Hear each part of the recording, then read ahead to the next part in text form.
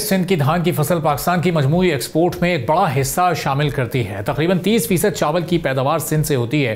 पाकिस्तान ने माली साल 2023 में तकरीबन 3.71 मिलियन टन चावल एक्सपोर्ट किया था, जिससे तकरीबन $2 बिलियन से ज़ायद की आमदनी हुई थी। सिंध के अंदरूनी इलाकों में धान की रिकॉर्ड काश्त तो की गई है, लेकिन किसानों और मिल्स मालकान के लिए कोई रेगुलेटरी निज़ाम ना होने के सबब किसानों को शदीद मुश्किलात का अंदेशा है।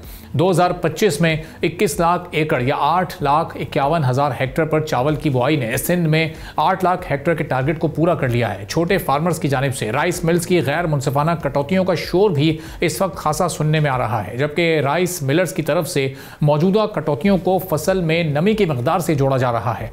अब इस मिलिंग के प्रोसेस के दौरान मिल मालकान टूटे हुए चावलों के एक खास तनासुब के साथ चावल तैयार करते हैं। चावल की फसल में नमी की मकदार की बुनियाद पर मिलर्स फसल के वजन से अपनी मर्जी से कटौती करते हैं, क्योंकि काश्तकारों के लिए कोई मुनासिब रेगुलेटरी फ्रेमवर्क मौजूद नहीं है। अब टेक्निकल माहिरीन इस बारे में ये बताते हैं कि धान में कमी की मकदार 12 से 14% के दरमियान होनी चाहिए और स्टोर करने के लिए 13% तक नमी को बेहतरीन तस्वुर किया जाता है। लेकिन चूंकि किसानों के पास धान की नमी नापने के लिए कोई मुनासिब आलात मौजूद नहीं है, तो वो धान में नमी को दुरुस्त नहीं नाप सकते हैं।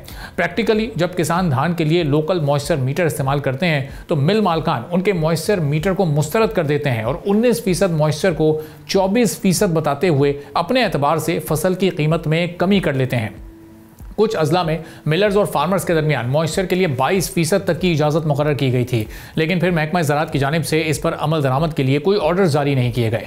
आमतौर पर राइस मिलर्स या डीलर्स मॉइस्चर के लिए हाथ से ही फसल को चेक कर लेते हैं और मॉइस्चर मीटर की ज़रूरत ही महसूस नहीं करते, जिसकी वजह से फार्मर्स को नुकसान होता है और वो अपनी फसल कम कीमत पर फ़रोख्त करने पर मजबूर हो जाते हैं।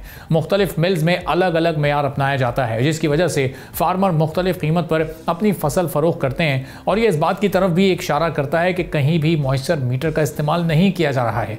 धान की कीमतें भी गुज़िश्ता चंद सालों से गिर रही हैं।